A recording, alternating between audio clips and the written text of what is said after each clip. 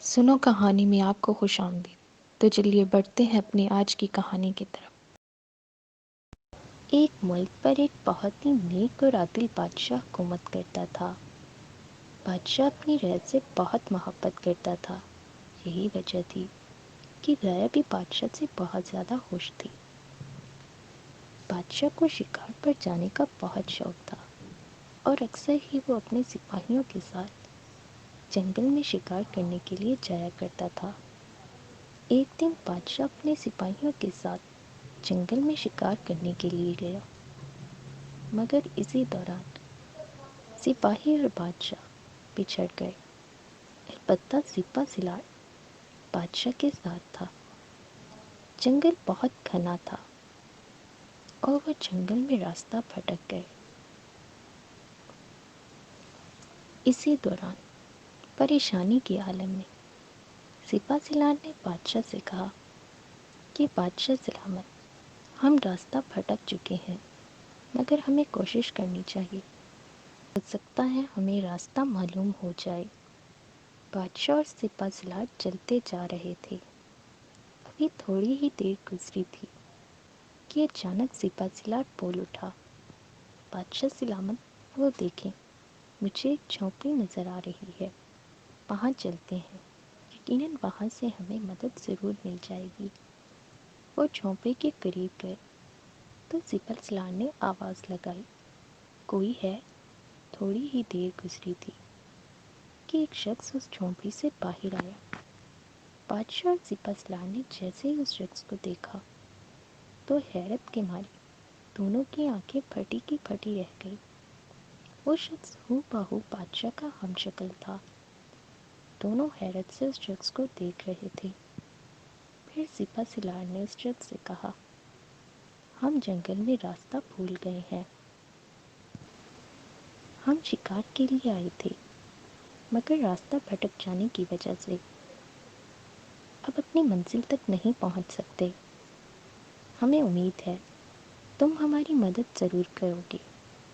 وہ شخص بولا، کیوں نہیں، مگر آپ لوگ کافی تھکے ہوئے لگ رہے ہیں، کچھ دیر میرے غریب خانے میں آرام کر لیجیے۔ تو بادشاہ نے کہا، ٹھیک ہے۔ یہ کہہ کر وہ جھونپڑی کے اندر داخل ہوئے، چونکہ وہ کافی تھک چکے تھے، اسی لیے آرام کے لیے لیٹے تو ان کی آنکھ لگ گئی۔ البتہ سپہ سالار کی آنکھوں سے نیند کوسوں دور تھی، وہ کسی گہری سوچ میں ڈوبا ہوا تھا۔ سپہ سالار نے اس شخص کو جھونپڑی سے باہر آنے کا اشارہ کیا۔ باہر آ کر وہ اس شخص سے کہنے لگا، تمہیں معلوم ہے کہ اندر سونے والا شخص کون ہے؟ جی نہیں، البتہ کوئی امیر شخص دکھائی دیتا ہے۔ تو سپہ سالار نے کہا، وہ اس ملک کا بادشاہ ہے۔ کیا؟ وہ شخص حیرت سے بولا، ہاں، شاید تمہیں نہیں معلوم کہ تمہاری شکل ہو بہو ان سے ملتی ہے۔ اگر ان کے کپڑے تمہیں پہنا دیے جائیں تو تم بالکل بادشاہ لگو گے۔ کیا واقعی؟ وہ شخص پھر سے حیرت بھرے لہجے میں بولا۔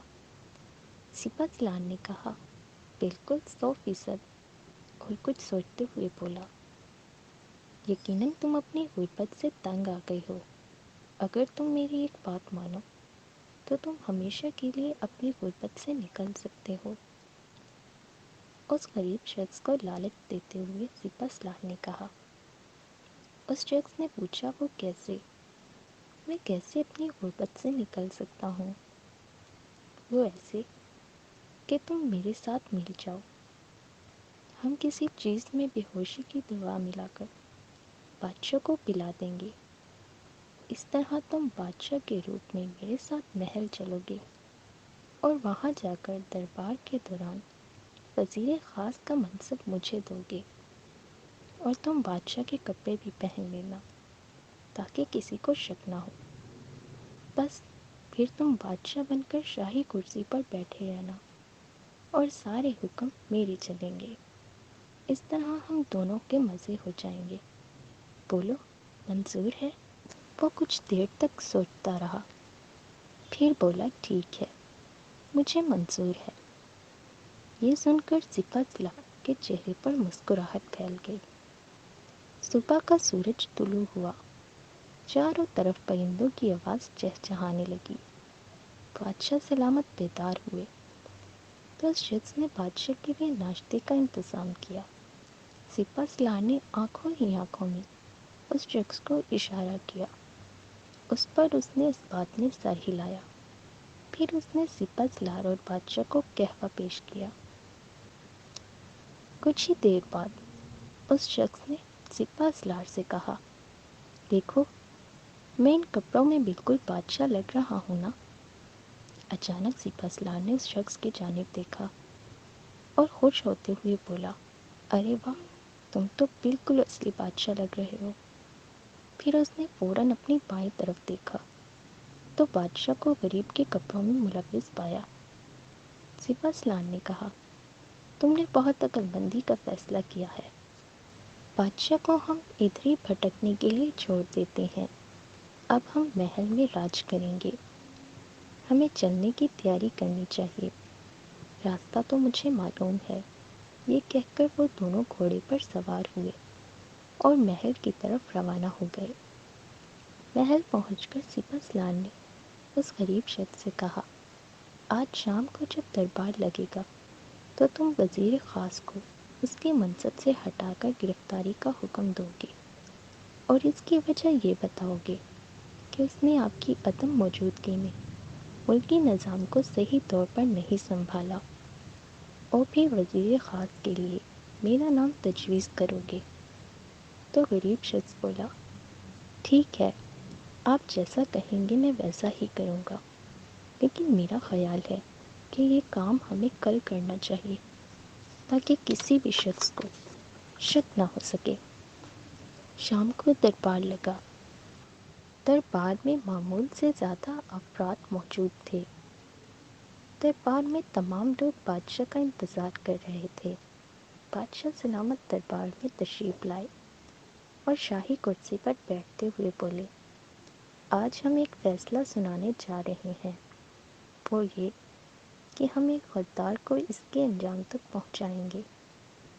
یہ سن کر دربار میں موجود سبھی لوگ آپس میں باتیں کرنے لگے، جبکہ سپہ سالار مسکراتا رہا۔ کون ہے وہ غدار عالم پناہ؟ ایک وزیر نے پوچھا۔ بادشاہ نے ایک نظر دربار پر ڈالی اور پھر اپنا ہاتھ اٹھا کر وزیر خاص کی طرف اشارہ کیا۔ یہ دیکھ کر وزیر خاص کے پسینے چھوٹ گئے۔ پھر اچانک بادشاہ کا ہاتھ سپہ سالار کی طرف اٹھا اور وہ چیختے ہوئے بولا، وہ غدار سپہ سالار ہے۔ یہ سن کر دربار میں سکتہ طاری ہو گیا۔ سپہ سالار چیخا اور بولا، یہ آپ کیا کہہ رہے ہیں عالم پناہ؟ یہ کہہ کر وہ بادشاہ کے قریب آیا اور سرگوشی میں بولا، یہ کیا بکواس کر رہے ہو؟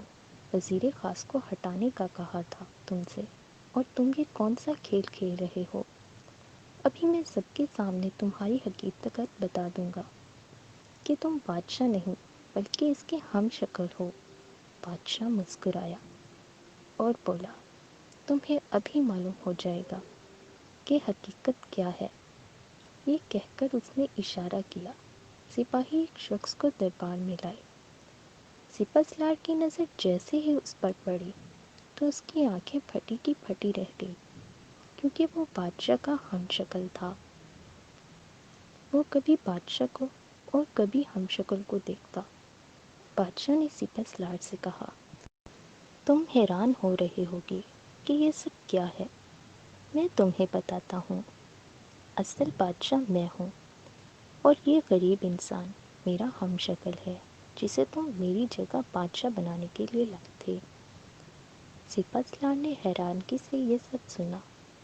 پھر بادشاہ نے اپنے ہم شکل سے مخاطب ہوتے ہوئے کہا، تم نے بہت اچھا کیا جو تم نے مجھے جنگل میں ہی میرے سپہ سالار کی تمام حقیقت بتا دی، مگر پھر بھی میں کچھ جاننا چاہتا ہوں۔ اے نیک انسان، کیا تم بتانا پسند کرو گے کہ تم سپہ سالار کے ساتھ مل کر بادشاہ بن کر آرام کی زندگی گزار سکتے تھے، مگر تم نے ایسا نہیں کیا؟ پھر تمہارا ارادہ کیسے بدل گیا؟